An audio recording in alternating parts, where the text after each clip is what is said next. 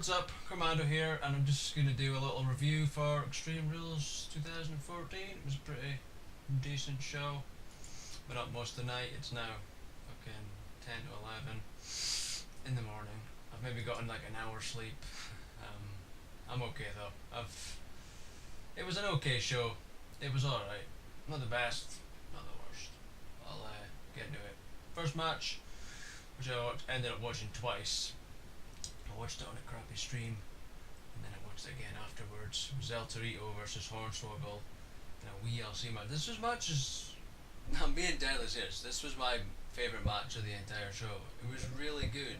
They had the whole mini ref, mini announcer, and then they had a whole mini commentary team, which were really good. Especially the guy being Jerry Lawler, or Jerry Smaller, as they eventually called him. He was the best one out of them all then, the JBL guy. The Micro Cole guy didn't say much, but it was still really good. It was really fun, and there was loads of awesome moments in the match with tables. And Heath Slater went through like 4 tables. I don't even know when they set that up. It must have been when they did their stupid break thing. Why they do that in the pre-show, I don't know. It doesn't make sense. And it's stupid. And there was a bit when Torito and Los Matadors and Jinder Mahal all went through like 2 tables and like ladders and shit. It was crazy. And then they had like the mini announcers had their little mini announce table, and fucking Hornswoggle did a elbow drop on Torito. It was just, I thought it was awesome. I thought it was a fun match. You know, there were loads of little fucking short jokes and stuff and what have you, and mocking each other. Maggle. Kept calling him Maggle. It was funny, and he's like, "Who's Maggle?" It was funny. Mocking JBL. I just thought it was really good. Really good. I would like to see more of that. I wouldn't be surprised to maybe see a rematch on Raw. It was really a good match. If you didn't see it, you should go and see it. It was good.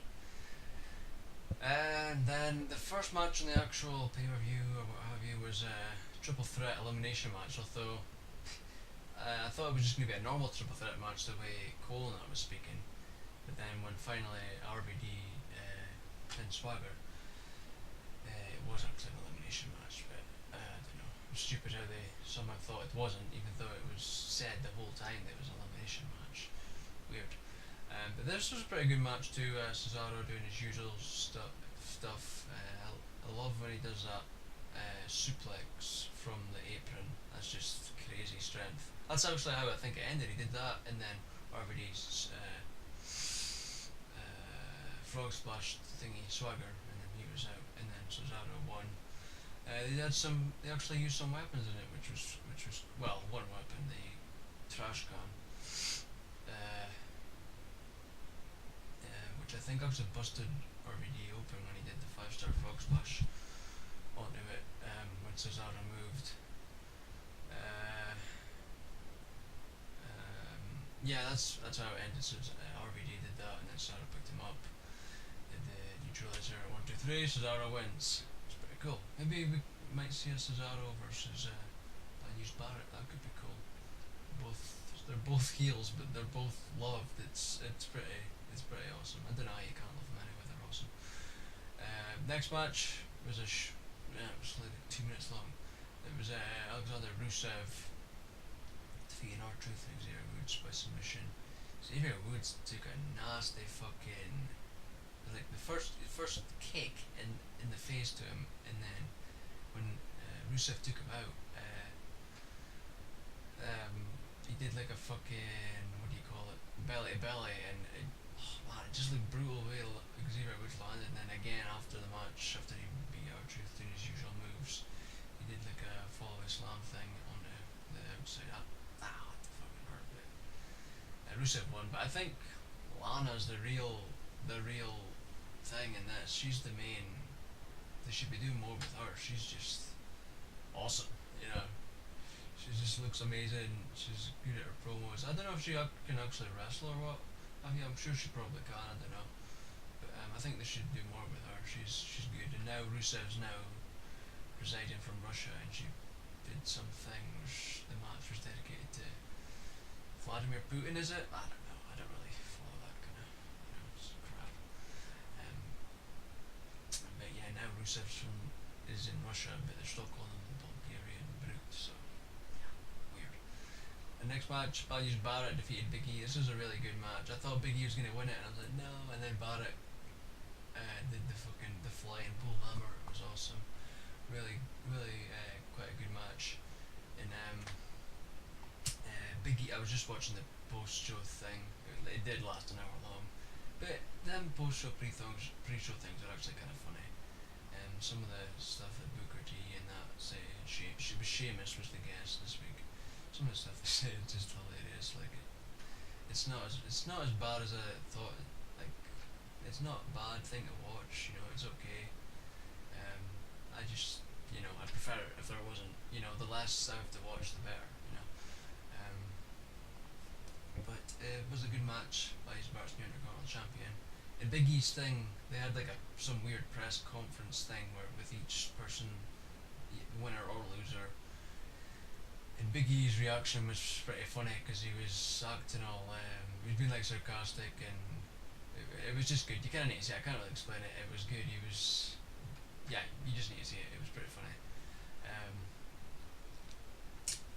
God, next match.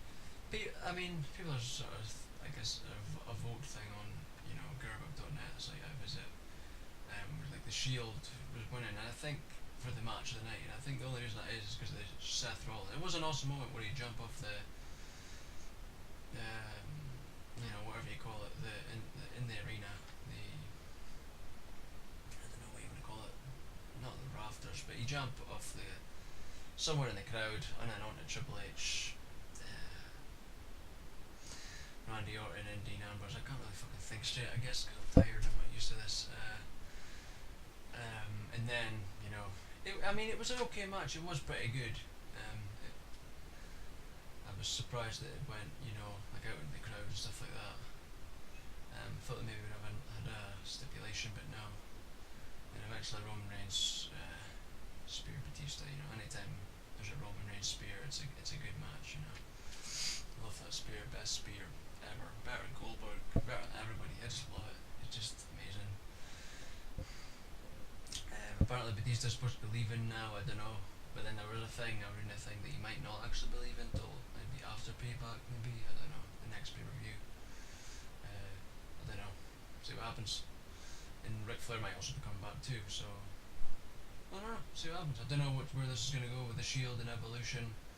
My little prediction of Seth Rollins and Dean Ambrose joining the Evolution or whatever didn't happen, but I'm glad the Shield's staying together. I want them to stay together as long as possible because we're doing great stuff right now. I love Dean Ambrose's clothesline thing that he does. I think it's like a homage or whatever you want to call it to Nigel McGuinness. I've seen a video or something. I remember somebody said something and I looked it up.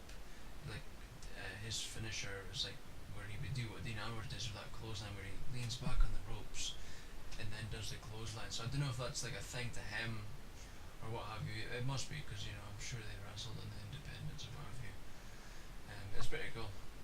I like that they need to give Dean Ambrose more, let him do more stuff because out of them all, he's the one that they don't really,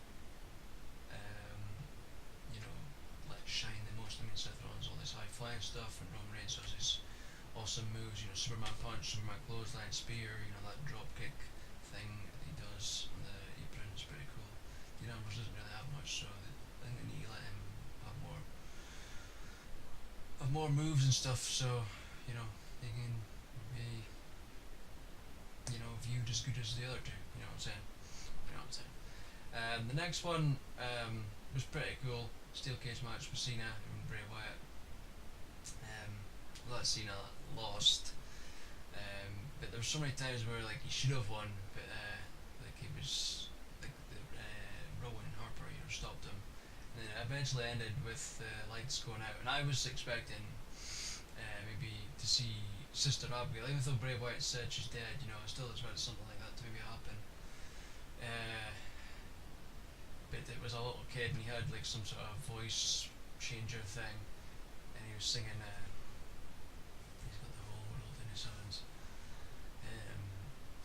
but it was cool. You know, it was cool seeing I was like creeped out, and then Sister Abigail, boom, 1, 2, 3, Bray Wyatt wins. But then they had like some promo thing afterwards, and they didn't have the voice thing working at first, and you just heard him, the little boy, little Johnny, as Bray Wyatt was calling him. Say, you can actually hear his normal voice, so I don't know. They'll need to work on that if they're going to continue using the weird voice morpher thing, whatever you want to call it. Yeah, it was a pretty good match. It got kind of repetitive, I thought, after a while. I mean, Cena just trying to escape all the time, and then Rowan and Harper like blocking him and what have you. I just felt after a while it was like, oh come on, it was just the same thing over and over. After a while, you know, after 47 times, you know, it's kind of boring. And the next one, Paige versus defeated Tamina, but via the Scorpion crosslock thing. I don't know. I was expecting a good match. I know Paige can wrestle. She's really good. Sure, Tamina, you know, could put on a great match. I don't know. At times I just felt they didn't really mesh well together. Like especially when it first started off, it seemed kind of sloppy. And the good thing was like Tamina when she like swung Paige into the barricade. But I don't know. I just didn't think they meshed very well together. And I was maybe hoping for better, because I know Paige, I've also seen her in NXT, and her match with Emma on the NXT Rival was really good. I don't know, I just didn't feel it was a great match. I felt it could have been better. But Paige retained, so I don't know, see what happens next with Paige. I don't know what they're going to do. I don't know. Let's just hope that none of the Total Divas take it off her, because unless it was, say, Naomi, the only one I would say out of them, or Brie Bella. The rest, no. None of them really. I don't want to see any of them as champion. And I don't think we are, because every champion of late of the thing hasn't been a Total Diva. They don't seem to want to give it to any of them, and to be honest, I don't really blame them. Especially like Natalia or Nikki, just because of the fucking shit that they say on that Total Diva show. I mean, it's a good show, but just the crap that they say is just so stupid. Especially Natalia, she's just. I mean, I haven't seen this week, so I'm gonna wait to watch it next. I think, unless I don't know if I'm gonna go to sleep or not, or I'm just gonna stay up and just watch Total Divas. And I'm not feeling too good right now. I don't know. I just feel like weak and shit. I'm glad I've got the day off. That's for damn sure. I don't feel pretty good, but I'm gonna try. Maybe I don't know if I'm gonna sleep for a couple hours and watch Total Divas, and hopefully gonna record some GTA because I'm almost finished that. I don't know when that'll be uploaded, by the way. I've got over 130 parts, and I only had uploaded 60 parts before, so yeah, I've got that to look forward to. Getting no views. Oh well. Then the last match, Daniel Bryan defeated Kane. This was a pretty good match. The pretty awesome moments when they went backstage and in the parking lot, and Kane Daniel Bryan smacked him with a snow shovel, and Kane tried to throw some like gas canister at him. Oh yeah, after that was before that Kane threw him over. I can't remember the name of the move. Threw him over onto the car, and then he tried to lob that thing at him and messed it up the windshield. Then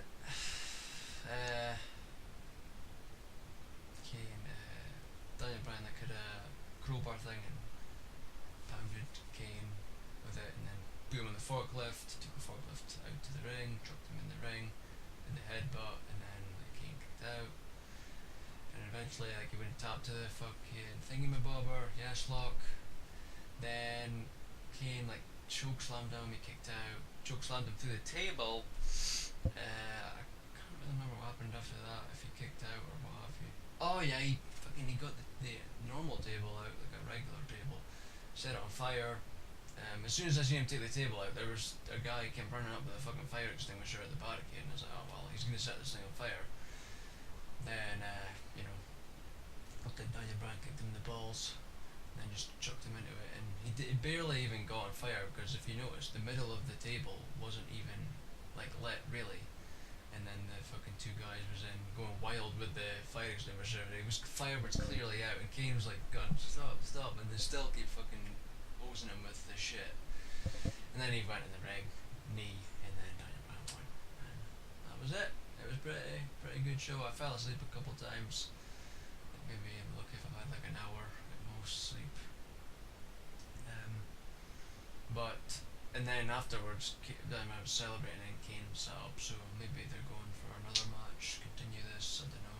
Because apparently Batista was supposed to face Daniel Bryan up until Payback or something, and then go away to do promote his movie shit or something. But I don't know if that's happening now. It doesn't look like it. I mean, if Kane's still going up, looks like they're going to continue their feud. So yeah, we'll see what happens. And Adam Rose debuts on Raw tonight, so I'm looking forward to that. I hope they don't ruin him, because he's great on NXT. I love him. He's one of the many awesome characters they got on there. I hope they do good stuff with him. And yeah, that was it. It was decent. A rating, I don't know. I'd probably go C. I mean, it could definitely have been better. Some of the matches could have been better. I mean. Barney's Barrett match, I'm just seeing there, it was only 7 minutes 55. Maybe it could have went longer, I don't know. But the matches and that were good. They were pretty decent.